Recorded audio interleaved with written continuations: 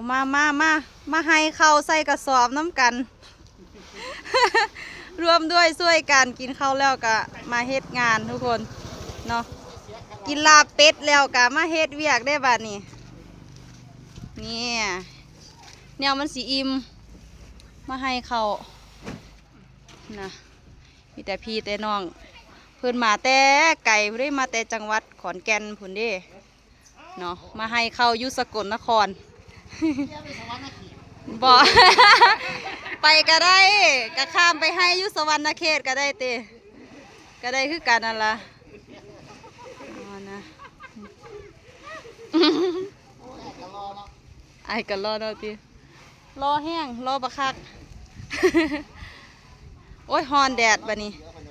คนบ่ได้ให้ฮอนแดดก็มูให้อยู่สกลแล้วกะสิกลับไปให้อยู่ขอนแก่นได้บัดนี้นะโอเคเดี๋ยวเขาห่มก่อนฮ้อนแดดแห้งหน้าแลเบิดแล้ว